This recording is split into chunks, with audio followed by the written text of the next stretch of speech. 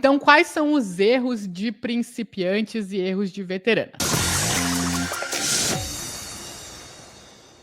Que muitas pessoas, quando começam a me seguir aqui, às vezes vem um vídeo meu falando sobre a cama box, quando ela é separada, ela separa o casal, né? Quando você tem 2 colchões na cama box e o casal dorme ali, isso cria uma fenda energética e acaba separando o casal. Outra coisa, quando você tem o seu fogão embaixo de uma janela com grade, isso pode atrair problemas com a justiça, problemas, né, na justiça mesmo. Ou outro exemplo, o fluxo acelerado. Quando você tem a sua cama entre uma janela e uma porta, isso gera um fluxo acelerado.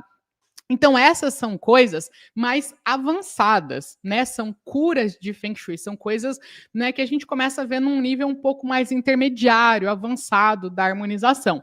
E um erro de principiante é a pessoa vir aqui no meu vídeo, ver uma coisa dessas, começar a se preocupar com isso e ela começar a querer fazer essas curas mais avançadas, sendo que ela ainda nem sabe o baguá dela, não sabe as áreas de energia da casa dela, ainda não fez uma limpeza energética, e aí a pessoa ela começa a se preocupar em colocar um cristal. Eu recebo muita mensagem: posso colocar um cristal na janela? Não tem fundamento nenhum esse tipo de pergunta. Bruna, tá errado se eu colocar um cristal na minha porta? Olha, provavelmente tá. Por quê? O cristal de Feng Shui, esse aqui, ó, né? Ele é um cristal, a gente vai falar muito sobre ele, mas ele é um cristal que ele potencializa as energias. A gente usa muito ele na terceira etapa do método Oli de Feng Shui, na etapa da harmonização. E quando a gente coloca esse cristal, ele potencializa a energia. E o que acontece se você, hoje, na sua casa, colocar um cristal sem ter feito as etapas da observação e da limpeza? Você vai potencializar as energias. Porém, se a sua casa estiver com energia negativa, pode ser que você potencialize energia negativa. Então, ao invés de colocar um cristal para ajudar a energia da sua casa, se você não seguir uma ordem, você pode estar potencializando uma energia ruim. Você querer pensar numa cura de Feng Shui, numa coisa mais avançada, num fluxo acelerado, numa uma harmonização, antes de ter feito observação e limpeza, você pode estar prejudicando a energia da sua casa. Então, é importante que existem ordens. Por isso que existe o método Oli de Feng Shui, que a gente vai falar muito aqui ao longo dessa jornada, tá? Então, seguindo para o erro, né? Erros de veteranas. As principiantes têm esse erro de querer fazer uma coisa muito avançada, sendo que ainda não fizeram nem o básico. E as veteranas, elas podem também ter o erro de, por exemplo, né, na analogia de saber dirigir, de saber ligar o carro, mas não trocar a marcha. Outra coisa que pode estragar o carro. Se você dirige o carro, engata a primeira e você só anda na primeira marcha, não troca, não desenvolve as marchas do carro, você também vai estragar o carro, né?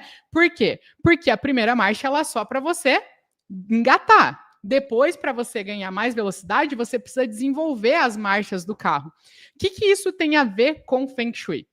Muitas pessoas, quando começam a harmonizar a casa, começam, por exemplo, aplicando os ativadores energéticos, ou o envelope vermelho, ou fazendo uma limpeza energética, né? Que são coisas mais fáceis de fazer e que, inclusive, são muito indicadas para você começar.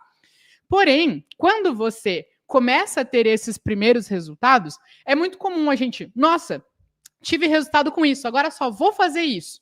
E aí tem muita pessoa que fica viciada no envelope vermelho. Fiz um envelope vermelho, deu certo. Agora vou fazer outro, e aí o negócio começa a não funcionar mais. Por quê? Você está usando só de uma técnica, um pedacinho do Feng Shui.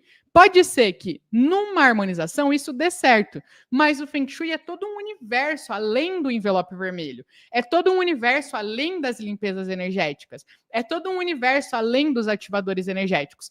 É importante você entender, como uma pessoa que me acompanha aqui há mais tempo, que você só ficar fazendo as limpezas, você não vai atingir o máximo potencial do Feng Shui.